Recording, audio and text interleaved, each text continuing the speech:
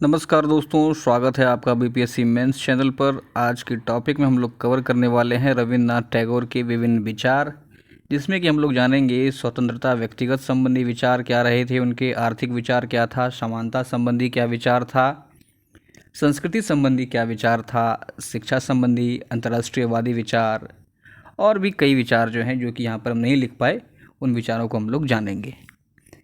हमको खुशी है कि ये मेरा पहला जो है वीडियो है इस चैनल पर। थोड़ा सा तकलीफ़ भी है। तकलीफ़ इस बात का है कि कुछ हेटर्स जो हैं उनका मानना है कि ये चीज़ कमाने के लिए जो है एक नया चैनल बना दिए। अब आप बताइए कि एक चैनल जो है मेरा पहले से मोनेटाइज है। अब इस चैनल को मोनेटाइज करने के लिए हमको 4000 घंटा और 1000 सब्सक्राइबर लगेगा, तब जाके मोनेटाइज होगा। ठीक है। और एक चैनल जो हमारे पास है वो पहले से मोनेटाइज है। अगर हमको कमाना होता तो ये वीडियो हम उस पर नहीं डाल रहे होते। तो खैर, ऐसे लोग बहुत आते हैं जाते हैं। ये लोग को कोई काम है नहीं, अधिक कमाना ही है तो भाई तुम भी एक काम करो, मोबाइल सबके पास है, वीडियो बनाओ, छापो करोड़ों करोड़। खैर जाने दीजिए दोस्तों, लोगों का तो काम है बोलना। चलिए शुरू करते हैं। रविन्द्रनाथ टैगोर आधुनिक भारत के महापुरुष थे। इनके विचारों का जो है भारत पर अत्यधिक गहरा प्रभाव पड़ा। एक और बात कि देखिए, ये जो है कंप्लीट टॉपिक, मतलब और भी इस जितने प्रश्न बनेंगे रविन्द्रनाथ टैगोर से उनको अलग अलग तरीके से हम लोग कंप्लीट करेंगे। यहाँ पर केवल विचारों संबंधित चर्चा की गई है, तो ध्यान रखिएगा। इनके विचारों का भारत पर अत्यधिक गहरा प्रभाव पड़ा। रविन्द्रनाथ टैगोर उच्च कोटि के कवि, श्रेष्ठ शिक्षाविद एवं दार्शनिक थे। इनके कार्यों एवं विचारों से राष्ट्रवाद, सत्य एवं अहिंसा, ग्रामोत्थान, गांव का उत्थान, धर्म एवं राजनीति, शिक्षा व्यवस्था एवं अन्य क्षेत्रों में आमूल परिवर्तन हुआ है। इनके जो विचार के द्वारा इन सभी क्षेत्रों में काफ़ी परिवर्तन हुए और देश निर्माण, राष्ट्र निर्माण में वह विचार काफ़ी सहायक सिद्ध हुआ। कहता है कि सन 1913 में गीतांजलि की रचना हेतु इन्हें नोबेल पुरस्कार मिला था। इसी वर्ष इन्हें ब्रिटिश सरकार ने सर की उपाधि भी दी थी। रविन्द्रनाथ टैगोर न केवल उत्कृष्ट कोटि के कवि थे, अपितु उन्होंने स्वदेशी आंदोलन में भी भाग लिया था। उनकी राष्ट्रभक्ति उदार अंतर्राष्ट्रीय पर आधारित थी, न कि संकीर्णताओं पर। रविन्द्रनाथ टैगोर गांधी जी के भांति स्वदेशी उद्योगों को बढ़ावा देने के समर्थक थे और ये गांव का उत्थान काफ़ी चाहते थे। ग्राम सुधार कार्यों एवं उत्थान हेतु उन्होंने शांति निकेतन की भी स्थापना की थी। उन्होंने लोक कला, लोक शिक्षा, शिल्पकला, संगीत शैली और सहकारिता आंदोलन को भी पर्याप्त प्रोत्साहन प्रदान किया था। मतलब आप ये समझ सकते हैं कि रविन्द्रनाथ टैगोर पूरी तरह से एक राजनीतिक व्यक्ति नहीं थे। ना वो सुभाष चंद्र बोस जैसे थे, ना वो गांधी जैसे या गोपाल कृष्ण गोखले जैसे, कि एक है कि नरम दल गरम दल, इससे वो साइड हटके थे। बात करेंगे उनके विचारों की, तो पहला विचार है स्वतंत्रता एवं व्यक्तिगत स्वतंत्रता संबंधी विचार। रविन्द्रनाथ टैगोर मात्र राजनीतिक स्वतंत्रता में ही विश्वास नहीं करते थे, बल्कि व्यापक स्वतंत्रता के वे पक्षधर थे। इनके अनुसार यदि कोई हमारी स्वतंत्रता का हनन करे तो हमें इनका सहयोग नहीं करना चाहिए। रविन्द्रनाथ टैगोर ऐसी व्यवस्था के कड़े विरोधी थे जो व्यक्तियों के प्रति अन्याय एवं शोषण की नीति अपनाती हो, जैसे कि तत्कालीन उस समय अंग्रेज।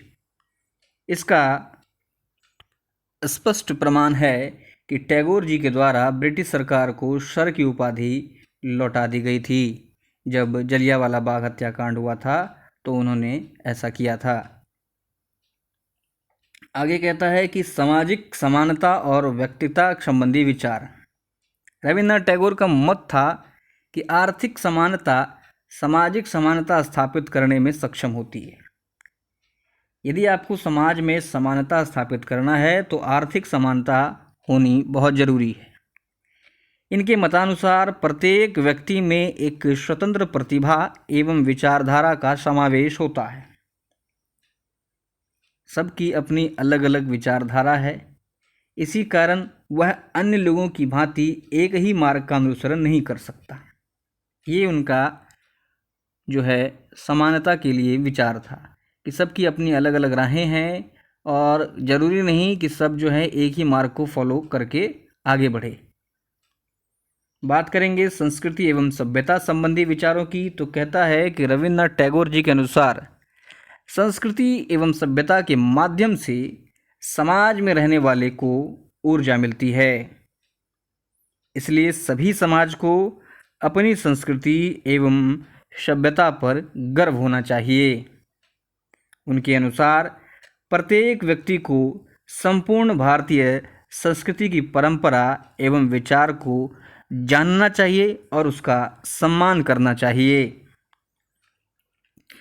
आप अपनी संस्कृति तो बिल्कुल जाने ही जाने, इसके अलावा अन्य जो संस्कृति है या जो तौर तरीके हैं देश के विभिन्न संस्कृतियों को आप जानें, ताकि लोगों में एक दूसरे की संस्कृति के प्रति सम्मान बढ़े और इससे जो है एक आप कह सकते हैं कि राष्ट्रीयता का एक भावना उत्पन्न हो।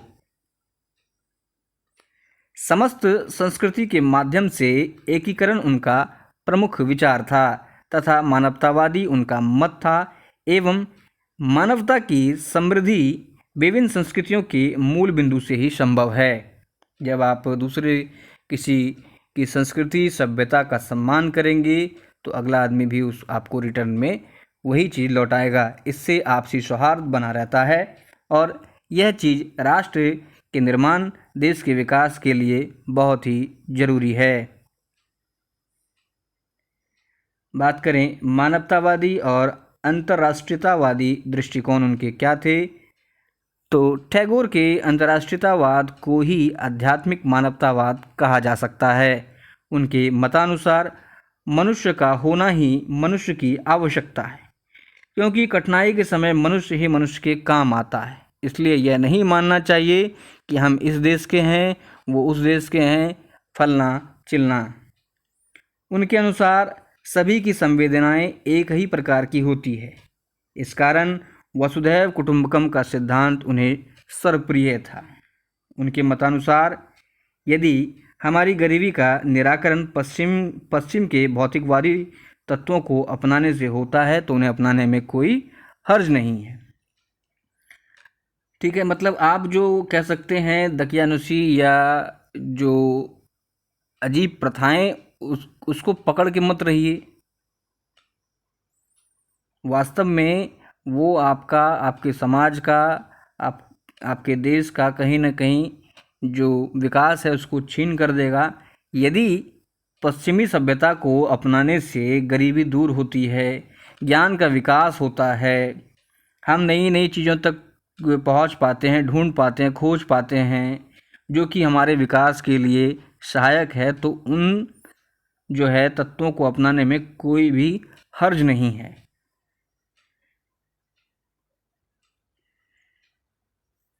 बात करेंगे शिक्षा संबंधी विचारों की, तो देखिए रविन्द्रनाथ टैगोर महान शिक्षाविद थे। उन्होंने अंग्रेजी शिक्षा व्यवस्था को अनुपयोगी एवं बंधन माना।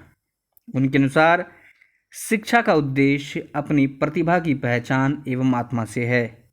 उन्होंने शिक्षा के व्यावहारिक एवं सैद्धांतिक दोनों पक्षों पर बल दिया और इसी उद्देश्य की पूर्ति हेतु विश्व भारती की स्थापना की थी। तो उन्होंने अंग्रेजी शिक्षा को बंधन माना था। मुख्य रूप से वो मातृभाषा में बच्चों की शिक्षा के प्रबल समर्थक थे। आगे कहता है कि टैगोर ने सदैव स्वावलंबी एवं आत्मनिर्भर बनाने वाली शिक्षा का समर्थन किया था। उनके अनुसार कि व्यक्तित्व के विकास का महत्वपूर्ण साधन शिक्षा ही है।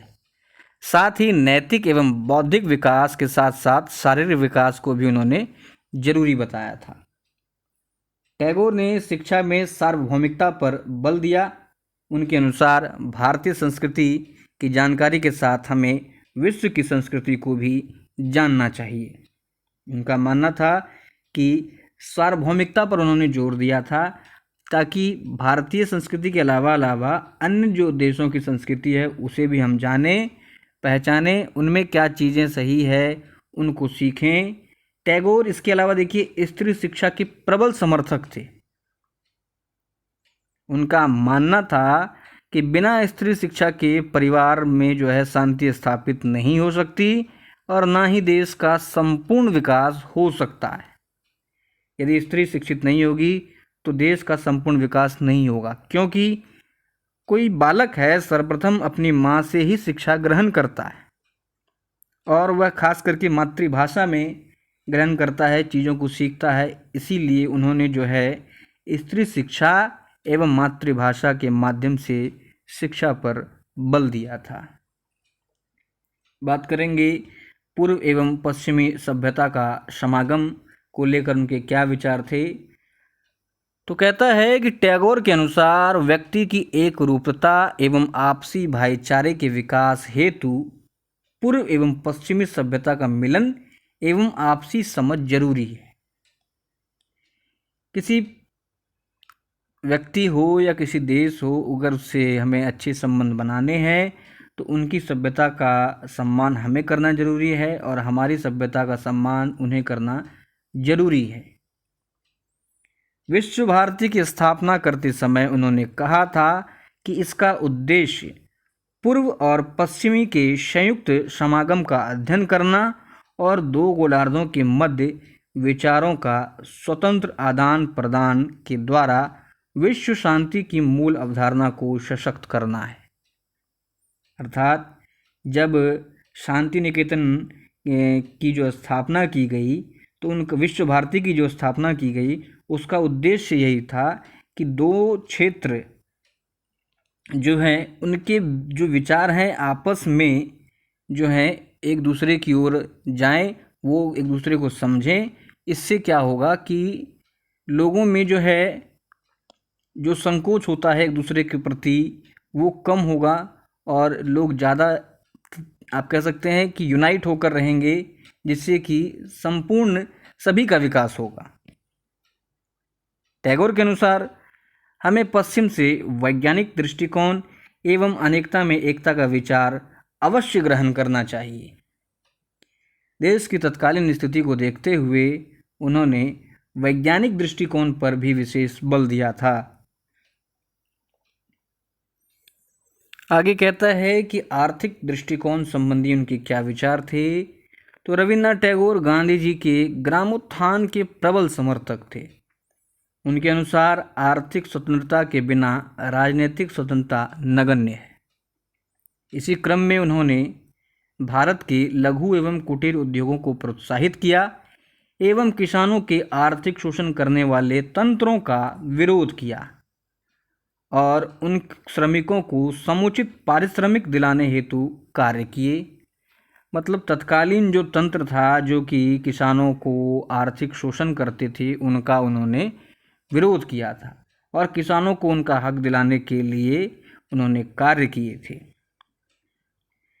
टैगोर के अनुसार प्रत्येक मनुष्य का कर्तव्य मानवता हेतु कार्य होना चाहिए। स्वयं वे किसानों की प्रगति हेतु सहकारी जीवन के समर्थक थे। टैगोर ने नोबेल पुरस्कार से प्राप्त राशि कृषकों के हितों की रक्षा के लिए उनमें वितरित कर दी थी। तो आर्थिक स्वतंत्रता को लेकर उनके ये विचार थे कि गांव जो है आगे बढ़े और आर्थिक स्वतंत्रता होगी तभी जो है राजनीतिक स्वतंत्रता संभव है। इसी क्रम में उन्होंने जो है लघु एवं कुटीर उद्योगों को भी आगे बढ़ाने के लिए कार्य किए थे। श्रमिकों के शोषण जो हो रहे थे उस पर उन्होंने आवाज़ें उठाई थी। अब देखिए आ जाते हैं निष्कर्ष में। तो कहता है कि रविन्द्रनाथ टैगोर ने भारतीय संस्कृति एवं सभ्यता को समस्त विश्व में फैलाया एवं देश को गौरवान्वित किया। उन्होंने आपसी सौहार्द समानता हेतु अथक प्रयास कर वर्तमान स्वरूप की पृष्ठभूमि रखी। वास्तव में वे समाज सुधारक, लेखक, महान शिक्षाविद एवं भारतीय संस्कृति के प्रतीक थे। ये हो गया हमारा प्रश्न यहाँ पर समाप्त। उम्मीद है आपको ये समझ में आया होगा, वीडियो अच्छा लगा होगा। वीडियो को आप पूरा देखिए, चैनल को शेयर कर दीजिए अच्छा लगा है तो बताइए, कमेंट करिए, और भी जो टॉपिक्स बनते हैं उनको कमेंट में लिखिए। पीटी तक तो थोड़ा देखिए वीडियो धीरे धीरे आते रहेंगे, लेकिन पीटी के बाद एकदम ये आपको कंटिन्यू रहेगा। कंटिन्यू तो वैसे अभी भी रहेगा। उम्मीद है आपको ये पसंद आया होगा। वीडियो अच्छा लगा तो उसे लाइक और शेयर ज़रूर करें। मिलते हैं जल्द ही किसी नई लेक्चर के साथ। जय हिंद, जय भारत।